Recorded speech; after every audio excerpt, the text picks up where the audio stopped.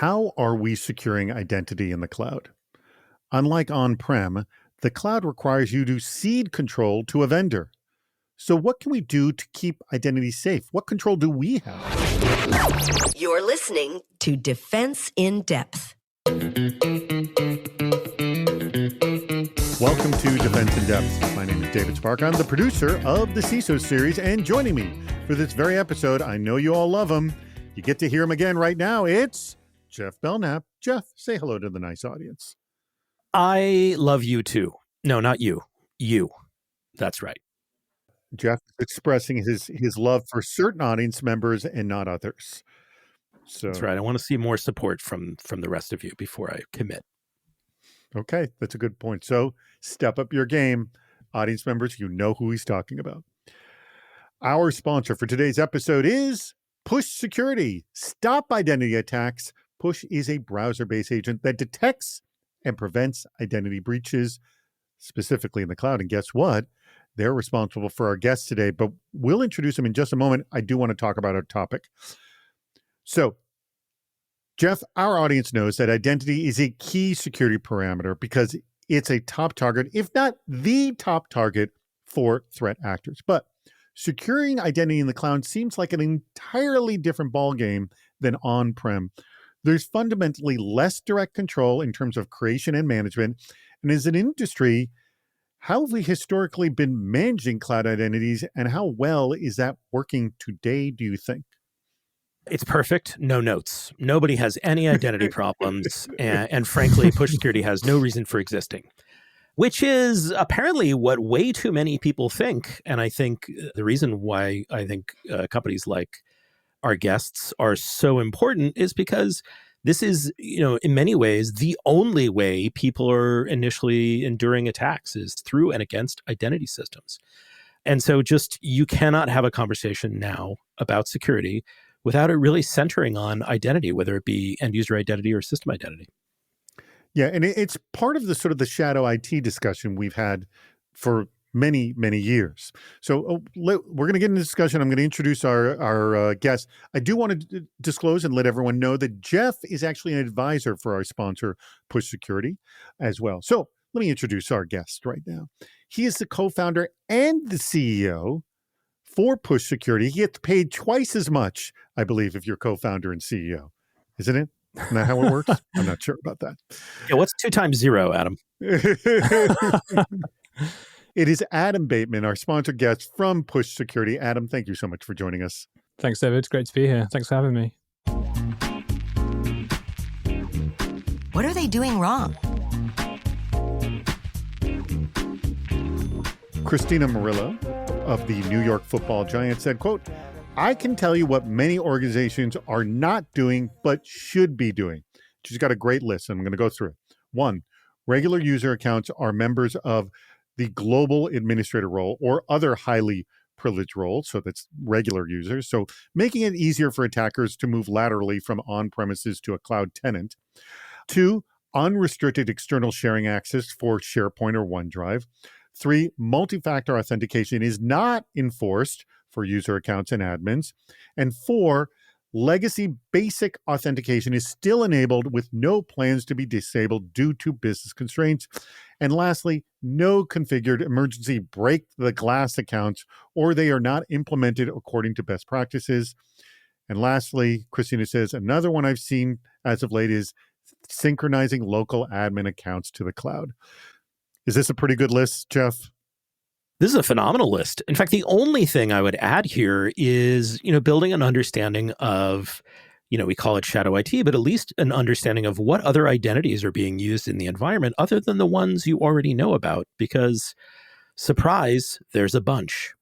Yeah. And that goes to it's a classic case of how many applications you know running in your environment. And every time we talk to vendors who you often do scans of these kinds of things, the customer or the potential customer always underestimates. It's always the case. You always have way more than you can guess. You've seen this. Yes, Geoff? I've seen it a whole bunch in several of the roles that I've held. You're walking around as a security leader and you're thinking, maybe there's a dozen or two systems I don't know about, or, someone's bought something on a credit card that they didn't go through the purchasing system. And the reality is, when you really dig into it, it's probably 100 plus that you don't know about. And now I know, dear listener, that you were sitting here going, well, that's Geoff's environment. That's very, very large. No. That is a small organization could easily be using 100 plus cloud apps, for example, that don't have SSO, that nobody really knows is being used. And that is a very reasonable number when you come down to it. All right. I'm going to get the person who can probably answer this far more clearly than either one of us, and that is our guest, Adam Bateman. Adam, what has been your experiences in terms of what people see and not realize how exposed they are in their environment? And I got to assume you ask them, what do you think you got? And then you show them. Yeah, exactly. What Geoff just said is exactly true. We see in data that companies with as small as 30 people have up to 150 SaaS applications in use at any time. We're actually like that ourselves. But I think that it's interesting because that's just the ones that are actively being used. What you also see is people signing up to 5 or 6 different applications to experiment with them to determine which one they want. And then once they've made the decision out of those, say 5, they bring the one forward that they want to go through security compliance and follow the process, and that gets plugged into SSO. And then the other ones just sort of remain on the internet. So I think the number of identities that exist is probably even a lot larger than that.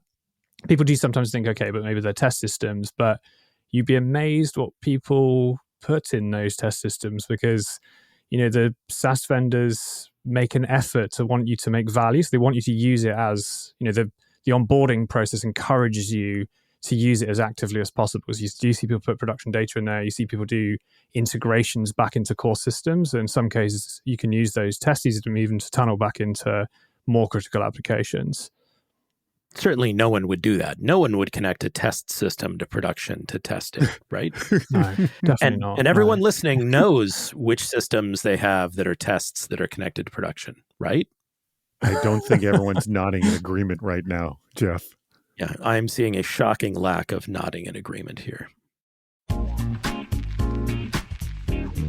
Why does this still happen? Brandon Mathan of Crew Bank said, quote, what we are missing is a single SSO standard. The issue we have isn't the lack of SSO, single sign-on, or its implementation. It's that there are many standards, for example, SAML, OAuth, OIDC, or OAuth with OIDC. Many times a service won't support a particular provider. Sean Turner, CISO over at TwinStakes, said, quote, choosing SaaS products and tiers for some products that charge extra for such enterprise features that support industry standard SSO such that we can provision, permission, authenticate, and of course, deprovision from our cloud-based IDP across the board. So I'll start with you, Adam, on this. How much would everybody being on one SSO standard help us solve this problem? It would help enormously. I mean, it reminds me a little bit of when cell phones all had different chargers, and it was, like collaborate and create one, damn it. Because every time you go anywhere and your phone runs out of battery, everyone has about 10 different ones, and we're very much in the same state. But I think actually it's even more complex than it looks like on the surface there. So it's absolutely right. Lots of different standards, but the extra complexity that we see is the implementation of each of those standards is also very wildly different, right? So the way that a SaaS vendor will implement SAML will vary significantly. And what you find is sometimes if there are local accounts on those SaaS applications, even if they're connected to, say, SAML, you can still log in if you go to the app directly with a password or with IDC or with single sign-on. So you get the choice. Other ones are implemented a bit more robustly. So if you go to them, they use what you call home realm and it will discover the domain, know it is on SSO and redirect you. But they're just wildly, wildly different. The way people create and handle sessions is different. There's just enormous variation between them. So it actually becomes difficult to provide recommendations for customers on how to handle these sorts of things because there's so much variation. So I think this is a really big thing for the industry, is if we can get some collaboration going and get some consistency going between those, we can give much more general, useful advice to the industry on how to secure themselves. So it's interesting. The whole point of SSO, Geoff, was to simplify, make the user experience better, but also improve security. But as Adam is pointing out, given all these variations, there's backdoors aplenty to sidestep this. Well, there are, I would at least characterize it as, there are many opportunities for improvement among people who build enterprise applications, and certainly in identity implementations in those stacks. The two things I would just call out here are, I don't know that I have personally seen the problem being too many standards. It feels like most people are using SAML or OAuth depending on what they're doing. And it is a problem because the implementation of each of those things can vary wildly from very mature and robust to just sort of like, we checked the internet and just copied and pasted some code and hoped it worked. But the real problem that I think most security teams run into is that it's not offered by default. And a lot of times, SSO is offered at a premium tier. And I think Sean kind of covers that. Same as there are still organizations that are charging extra for audit logs. These are both basic things you need if you're buying any kind of enterprise application to secure that application. And certainly in this conversation, where identity is one of the primary vectors for attack, you have to have a robust identity system built into whatever app you're buying. And I think the reality is, we're not there yet as an industry. Now, moving in the right direction, but we still need lots of, we'll say, capabilities and capacity to understand where we have some areas that we haven't looked at, where we have some areas that we're not getting visibility into today. I think that's really where we need to spend much more of our energy. This is, like you said before, this is why I'm an advisor for Push. This is the kind of solution that more people need because you're not getting the visibility into the problem that you have, and the problem is immense. Yeah, on the visibility front, if I can add one thing in there. So the analogy that I've started to think about is, right back in the late 90s, the attack surface was loads and loads and loads of open network ports all across the internet, and we didn't even have firewalls. It was just complete free-for-all attack surface. And then firewalls came along, and it reduced that attack surface and gave us some control over it. But we realized quite quickly that it wasn't this silver bullet, and people make configuration issues, and people spin up hosts on other public IP address ranges that aren't protected. And so what do? We verified. We got port scanners and vulnerability scanners, and we checked the estate, right? We looked at it from the attacker's perspective rather than just trusting what the network diagram said. And identity hasn't reached that same point. At the moment, we've got identities scattered all across the internet. We don't know what that looks like. SSL, I guess, in this analogy is kind of like the firewall, but it can have configuration issues. We see it all the time. So why don't we verify? Why don't we look from the attacker's perspective and understand what's out there, which ones are vulnerable, and patch the issues that are there? I think that's the big step that needs to happen. With to Geoff's point about visibility, verify. It's the step that's missing in identity security. Who's our sponsor this week? Why, it's the spectacular Push Security. And let me tell you about them. Imagine a situation. It's Friday afternoon, and one of your employees reports a suspicious SSO login page they've been prompted to authenticate through. Were we just talking about this? You take a look, and it's clearly a phishing web page. The employee that reported it says they immediately close it, but you know how these things go. They didn't fall for it, but others probably have. So you run some more checks to see who else visited the phishing site and find 50 more hits. At this point, you're probably canceling your evening dinner plans and scrambling to get in touch with those employees to find out who entered their credentials into the page. Maybe you also kick all 50 employees out of their sessions or force them to reset their SSO password. But at this point, it may also be already too late.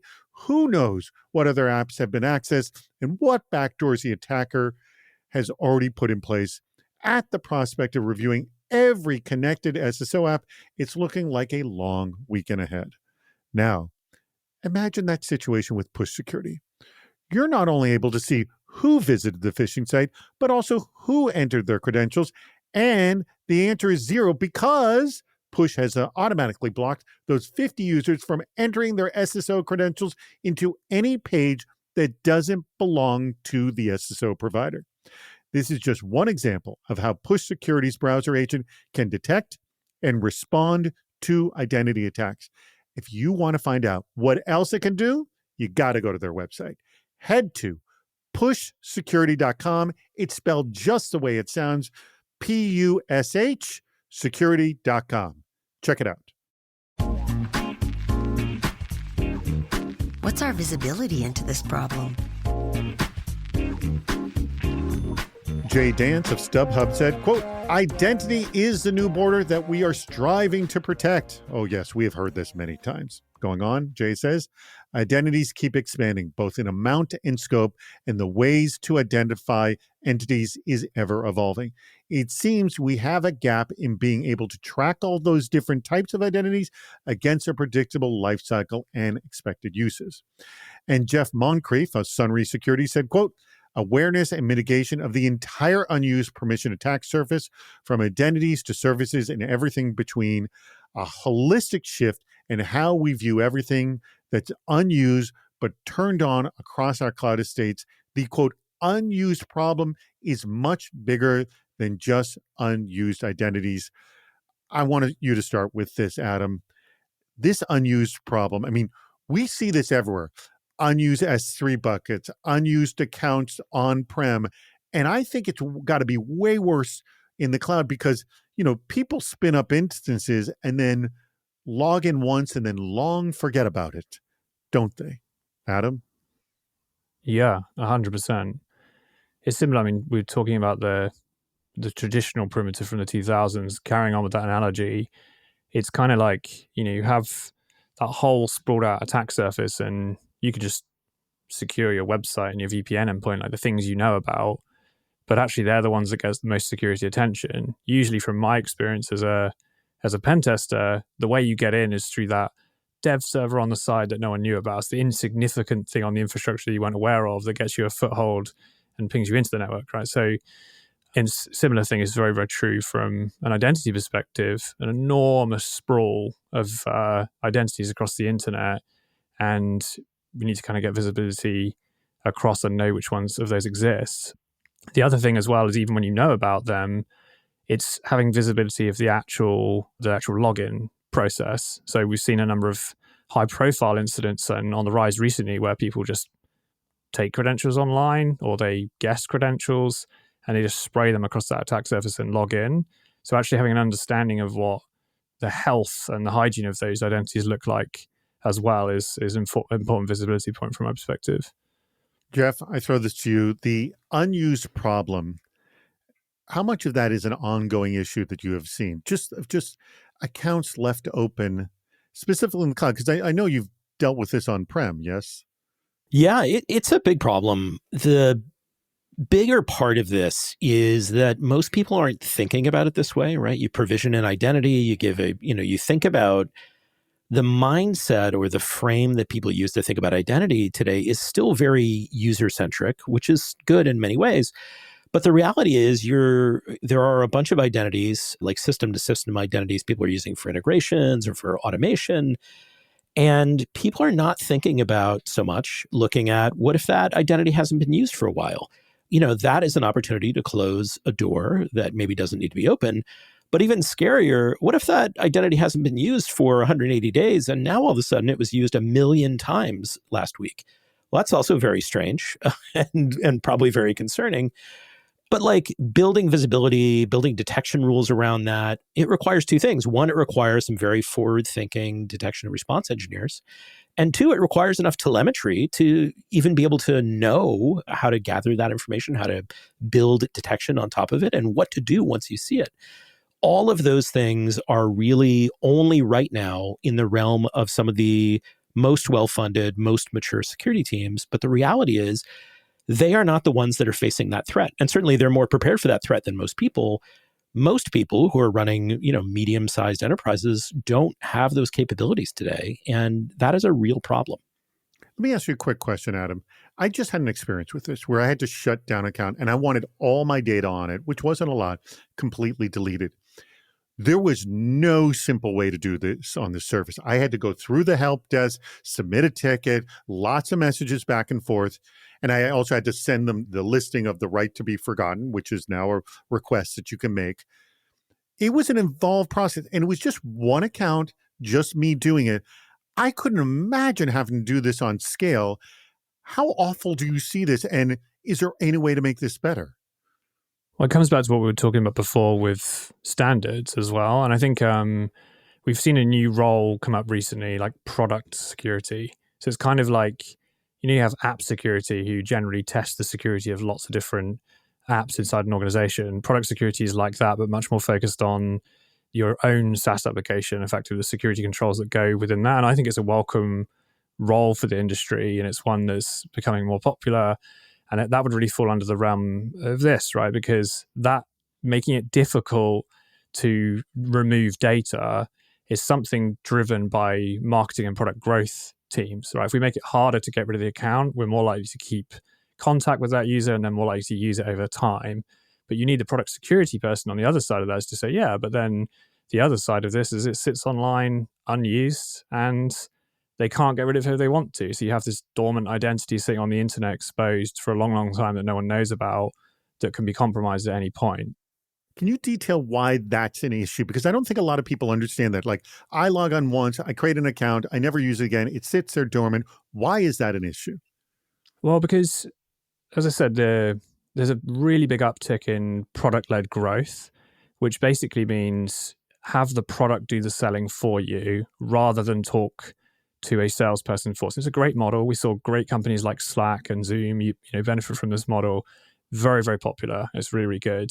But you have dedicated teams that are focused on removing friction from the onboarding process. Therefore, there'll be arguments about whether or not to enable MFA by default, I'm sure, in a lot of companies, but also trying to encourage time to value. So when an employee signs up to an application, or a user signs up to an application, getting them to value as quickly as possible. And that usually means getting them to use that application in as real ways as they can to straight away. So what you see a lot of is things like, you might be familiar with social media aggregators, right? Rather than you logging in directly to X and directly to LinkedIn, you log into one social media platform and you can do one post and you can schedule it across all of them in one go. Very convenient, but they will, you'll see apps like that they're completely useless unless you connect up your social media accounts. And so on the onboarding process, they'll block until you connect up your accounts. Now, it's not often people have a test social media account, so they connect their real one, right? And what you've then done is you've now got a single identity to compromise all social media, but then they invite in 5 or 10 different of the marketing team to try it, which means you've just 10x the attack surface across those. If you then can't delete them, they will stay on the internet forever. The company might abandon it and say they didn't want to use it, but those identities don't go away and they form part of the company attack surface for as long as that SaaS application exists online, right? So I think the ability just to delete the data and go, right, I've shut down my tenant now, is as important as a lot of these other features we're talking about, in terms of securing accounts in the first place. What are the elements that make a great solution? Colt Blackmore of Reach Security said, quote, kill OAuth permissioning with fire. Not even FIDO2 can save you if users are allowed to authorize apps nilly-willy. Or isn't it willy-nilly? I think it's willy-nilly. I think it is. But we'll go with it, Colt. Colt goes on to say, this includes disabling first-party apps. Example, Microsoft's own apps, if you're on Microsoft, and shutting down hinky auth flows. Adapt controls to people, least privilege everywhere, more restrictive policies for more sensitive resources, bulletproof vests for the high-value targets. And Nihar Dhruva of SunPower Corporation said, quote, we need to ensure continuous access reviews and risk and SOD violations as defensive mechanisms. One of the architectures being very effective these days is risk-based provisioning for both cloud-based identity provisioning as well as SSO-based provisioning. Wow. And I'm saying that at the very end, but that's a good, interesting thing. Have you heard of risk-based provisioning for cloud-based and SSO-based provisioning, Geoff? Yeah, but the reality is that is not available in most products today. And so I think, this whole conversation goes like this. The stuff we're talking about for the last 20 some odd minutes is not rocket science, right? I know you, all you dear listeners have been listening going, yeah, that's great. I already know all this. But the reality is, everybody knows all this. It's still a very difficult problem. And the reality is, if you have a system that's going to give you risk-based access controls, and it's going to automatically turn off accounts that aren't in use, and it's going to, sort of do what Colt is talking about here, which is, push people away from OAuth and into FIDO2 or some other stronger auth mechanisms, fantastic. Buy those products where you can get them. But the reality is, even if you work in a company that is prioritizing only products like that, you've got sort of the example Adam gave earlier. You have at least a third of your apps internally that are just like single password, no two-factor auth, aggregating things across multiple accounts, no SSO. It's not integrated into Entra or to Okta or whatever you're using. And that's where the problem space exists. So if you can get somebody to standardize on risk-based provisioning and, paring back accounts, fantastic. But that's not going to be your entire estate. That's going to be one part of it. All right, Adam, I'm going to let you close this sucker up. Where do you stand? I mean, you were nodding your head with, yeah, that'd be wonderful, but you rarely see it. Or it's not everywhere.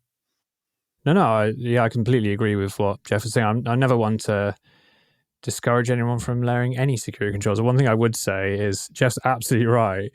This stuff is not rocket science. But I think sometimes as an industry, we have a habit of overcomplicating things.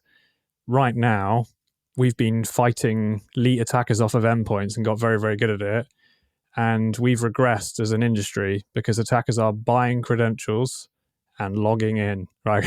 There's no hack, there's no, and this is a big problem, right? And we are doing everything we can to help with this problem, but it's an industry-wide problem that we need to go with. So I think all of these other complexities are all really good, but I think right now it's the good old basics, the things we're talking about. It's like, what passwords, what identities exist? Do they have weak, stolen credentials where you can guess and log in? And do they have MFA? Is the age-old stuff repeated in the new era? And so that's the thing I would encourage people to focus on as a priority. All the other good things like defense in depth and risk-based provisioning and all that other stuff encouraged too. But it's a fundamental, we should solve that problem as an industry and try and standardize the support for that as much as we can. It is security fundamentals. I just don't think the average user who keeps signing up for these accounts sees all of these as their identity. I think they in their mind, they think their identity is the account they log in to get onto their computer, which gives them access to all the enterprise systems on, their computer. Or maybe their identity is because they're, on Google Cloud, that's their identity there. But I don't think they envision every single thing they sign up is an element to their identity. And like what both of you just said is, the answer is just the same old security fundamentals we've always been doing. Just apply it to the darn cloud now. Yeah, I think it's important to point out too, like you can't expect your users to constantly be vigilant for those kind of things. You've got to be building, buying, or borrowing something in your environment that's going to be flagging to you when they're doing these things that are risky. Good point. All right. We have come to the very end of the show where I asked both of you, which quote was your favorite and why? And Adam, I'm going to start with you. Which quote is your favorite and why? My favorite quote is Brandon's when he was talking about missing a single standard. He was talking about a single SSO standard here, but taking that a little broader, I think the industry working together to build out what is the best overall standard for authentication and agreeing on that and getting that consistent across the industry, I think is going to have the biggest impact overall. So we agree on SAML, but we should agree on, things like the ability to kill sessions, in case sessions are stolen, and the ability to delete data directly out of accounts at the click of a button if you need to tear down those identities and those sorts of things. So I think that's a really important point. All right, I'm throwing to you, Geoff, your favorite quote and why. I'm going to go with my buddy Colt Blackmore here, even though I disagree strongly with saying something is nilly-willy. I agree emphatically that people should be really taking a harder look at OAuth permissioning. And to be clear, I don't think Colt is saying here, although I'm sure he will correct me in the comments, I don't think Colt is saying here that you shouldn't use OAuth. I think what he's pointing out is you either need to manually or build or buy tools that will help you consistently and regularly evaluate what are the OAuth scopes that are being handed out in your organization. Because to his point here, it is really easy for users to just click approve. Lots of apps ask for it. They sort of, in many ways, tell you you have to click approve. You have to enable this OAuth scope to make something work. And the long-term effect of that is you don't know that that's there, but the attackers will. So waste not, want not. Somebody will find a use for that thing that you are not using anymore. So maybe start taking a look at those things. And that comes to the very end of our show. I want to thank your company, Adam. That would be Push Security. Stop identity attacks. Push is a browser-based agent that detects and prevents identity breaches. You want to know more? You got to go to pushsecurity.com. It's spelled just the way it sounds. Pushsecurity.com. Adam, do you have anything last to say? Anything you want to mention about Push? Are you hiring at Push? Can people contact you directly? Please let us know. We're very much in this, not just to sell the product that we've built, but because we have been in this game for a long time and we're here to make a difference to the industry quite genuinely. Like, we want to leave this in a better place than where we are, than where we found it.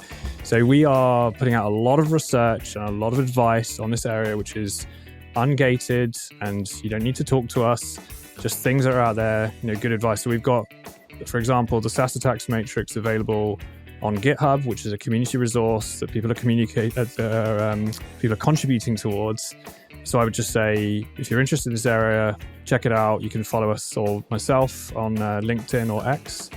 Hopefully you'll find that as a useful source to try and get to grips with this very complex area. Excellent. Well, thank you very much, Adam. Thank you for supporting the CISO series. And thank you, audience. We greatly appreciate your contributions and for listening to Defense in Depth. We've reached the end of Defense in Depth. Make sure to subscribe so you don't miss yet another hot topic in cybersecurity. This show thrives on your contributions. Please write a review, leave a comment on LinkedIn or on our site, CISOseries.com, where you'll also see plenty of ways to participate, including recording a question or a comment for the show. If you're interested in sponsoring the podcast, contact David Spark directly at david@cisoseries.com. Thank you for listening to Defense in Depth.